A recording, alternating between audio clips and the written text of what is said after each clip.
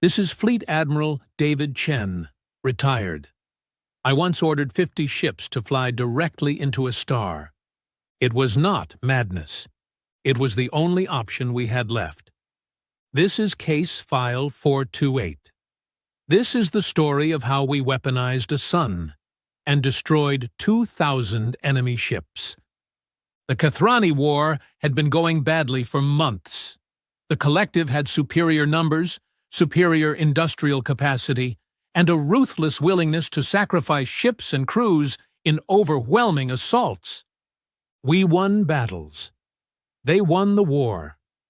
By the third week of our retreat, I had lost 400 ships. My fleet of 450 had been whittled down to 50 vessels, 50 ships running from 2,000 pursuers. We jumped from system to system, trying to find somewhere to make a stand. Every time we stopped, they found us. Every time we fought, we lost more ships. Every system we entered became another grave for human sailors. Then we jumped to Solaris Deep. I knew immediately that we had made a fatal error. Solaris Deep was a stellar graveyard. One dying red giant star, bloated and ancient, surrounded by nothing. No planets, no stations, no other exit points. It was a dead end. The Kathrani emerged from hyperspace behind us within the hour. 2,000 ships, spreading into an encirclement formation. They knew they had us. Their commander, a Kathrani admiral named Vex Korath, contacted me directly. "Human Admiral, you have nowhere to run. Your fleet will be destroyed. I offer you one opportunity for mercy. Surrender your vessels, and your crews will be taken prisoner.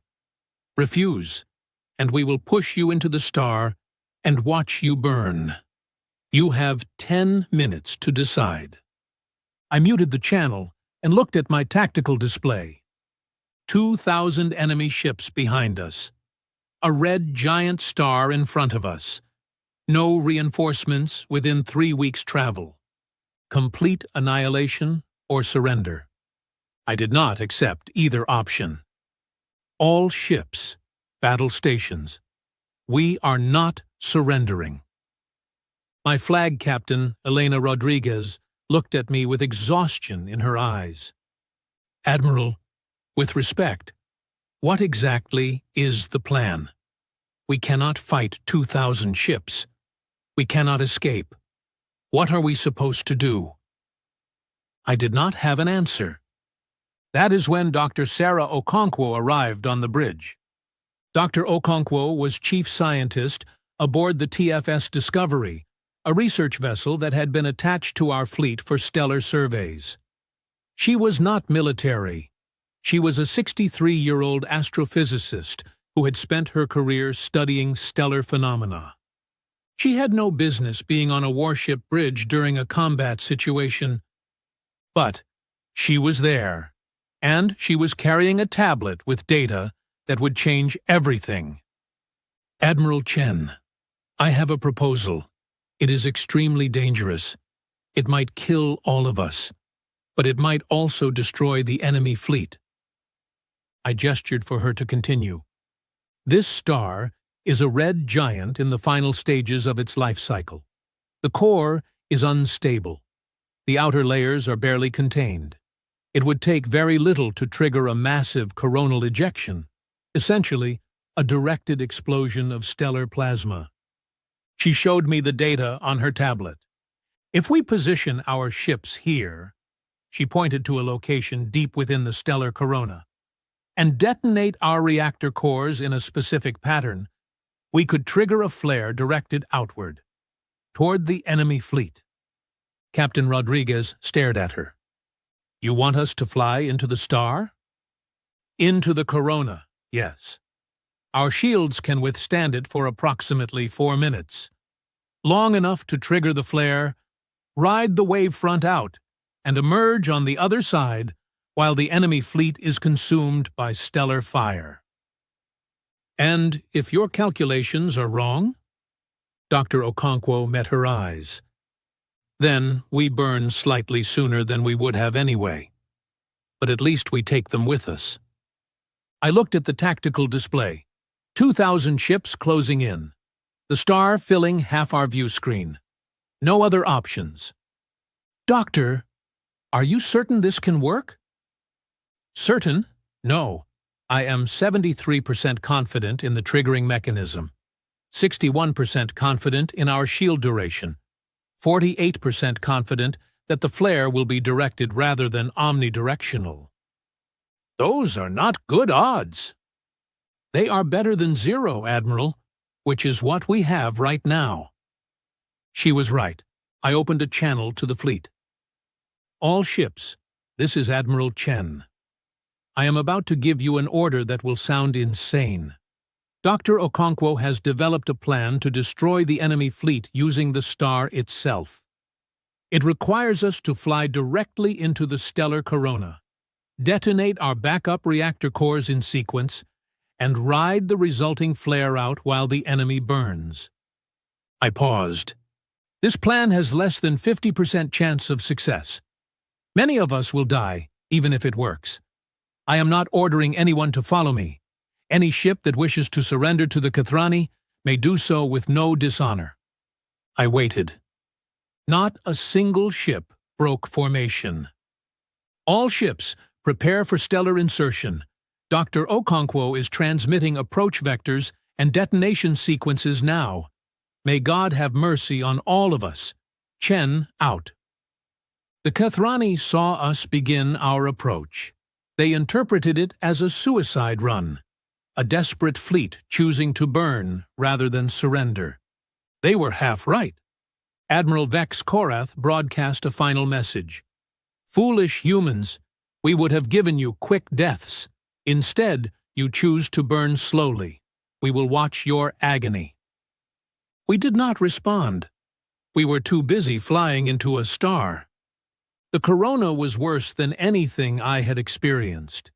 Even with shields at maximum, the temperature inside the ship rose 30 degrees in the first minute. Consoles began sparking.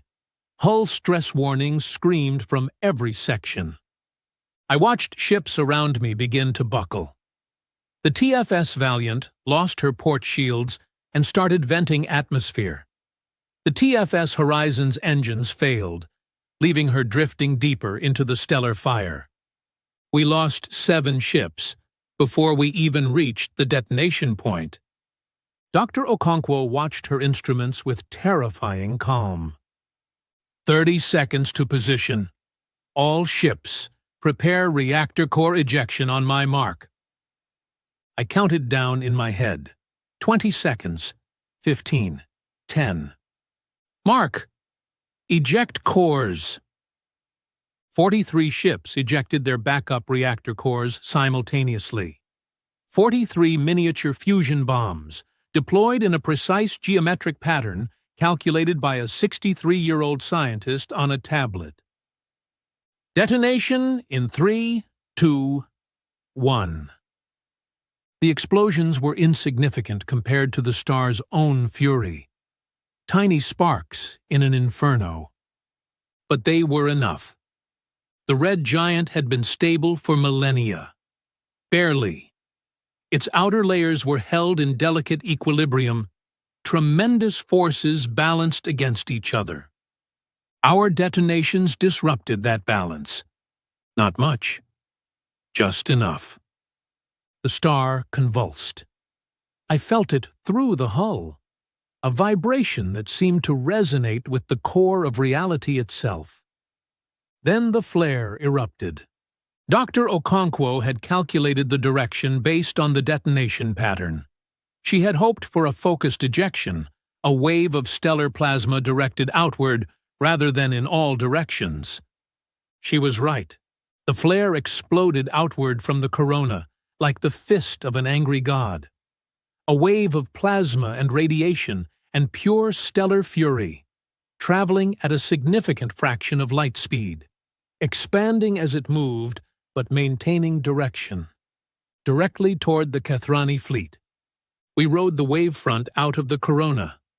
Our shields were failing. Our hulls were melting in places. 17 more ships did not survive the emergence. But we emerged.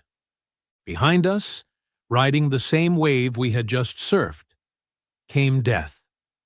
The Kathrani had been holding position, watching us burn. They had no warning. They had no time to react. The flare hit them like a hammer made of stars.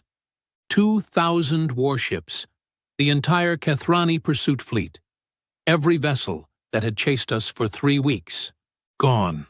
Not destroyed, not damaged, gone. Vaporized, reduced to component atoms by stellar plasma hot enough to fuse hydrogen. Admiral Vex Korath, his flagship, his entire command structure, erased from existence. We watched from our damaged, scorched, barely functional ships as the flare continued outward, carrying the debris of 2,000 vessels into the void. Dr. Okonkwo stood beside me on the bridge, her tablet still clutched in her hands. 73% confidence was apparently sufficient, she said quietly. I laughed. I could not help it. We had just flown into a star, triggered an artificial solar flare, and destroyed 2,000 enemy ships. And our chief scientist was critiquing her own probability calculations. Doctor, I said, remind me to give you a medal. Several medals. All the medals we have. She smiled. I would prefer a research grant, Admiral. I have some theories about neutron stars that I would like to test. Absolutely not. The aftermath of Solaris Deep ended the Kathrani War. The collective had committed their primary fleet to our destruction. When that fleet vanished, not defeated, not retreated, simply ceased to exist, they had nothing left. We limped home with 33 ships, all of them damaged, many barely functional. We had lost 17 vessels in the Corona and 7 more in the approach. But we had destroyed 2,000, 60 to 1. The greatest kill ratio in naval history. The Kathrani surrendered within a month. They had no choice. Their military was broken. Their industrial capacity could not replace what they had lost for decades. And they were terrified. They had seen what humans could do when cornered. They had watched us fly into a star rather than surrender. They had witnessed us weaponize stellar physics itself. They wanted no more of us. The galaxy learned a lesson that day. Several lessons, actually. First, never corner humans. We do not surrender. We do not accept defeat. We find options that no one else would consider. Second, never fight humans near stars. We know things about stellar physics that other species have not even theorized, and we are absolutely willing to use that knowledge as a weapon. Third, never underestimate human scientists. Our warriors are dangerous. Our scientists are terrifying. Dr. Okonkwo received her medals. She also received her research grant, although I insisted on several additional safety protocols before she was allowed to test her neutron star theories. She is currently running the most advanced stellar research program in the galaxy. Her work has revolutionized our understanding of stellar mechanics.